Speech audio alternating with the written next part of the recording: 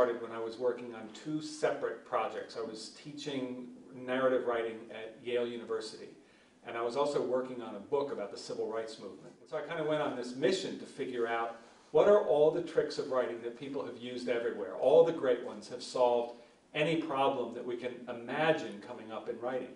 And so I wanted to reverse engineer some of the great writers, from Hemingway to Didion to Elizabeth Gilbert to Fitzgerald, and all the way back to the Odyssey by Homer. And I wanted to figure out what were the specific tricks that they used when they came into a challenge works. And I figured out how they kind of moved into a scene, how they developed a character, how they changed the action or changed the course of the action. And I wrote down a list of over 100 very specific tricks that people could use to write. What does the brain tell us about the writer's challenge, about organizing material, gathering evidence, constructing sentences and paragraphs, developing scenes, developing arguments, and all other kinds of challenges like that? And I figured that, in a way, writing is kind of like running a grocery store, or it's like running any kind of organization or business, or even a family.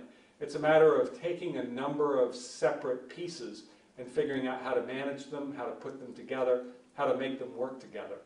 And so by understanding how the brain worked, we developed a number of really specific pieces or specific tricks that you could use to manage your own work. But I also wanted to understand how the brain worked because I wanted to understand how the reader was going to be experiencing whatever it is that the writer had to offer. Because reading itself requires work. And in fact, Kurt Vonnegut once said that reading and writing are the only arts that require equal participation by the recipient. And so the reader has to do a lot of work too. And the question is, how does the reader's brain work? How does the reader manage to take in all this information? And when does the reader get excited? And when does the reader get turned off? When does the reader get focused? And when does the reader get confused? And so by understanding how the brain works, you can manage both the front end of the process, the writer's work, and the back end of the process, the reader's work. And what I found was the skills that I was gathering through this reverse engineering process were dovetailing really nicely with what the brain was telling us.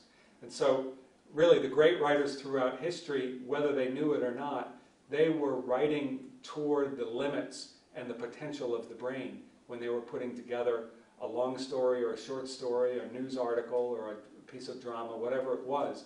They understood intuitively, at least, how the brain worked and how to manage themselves and the reader.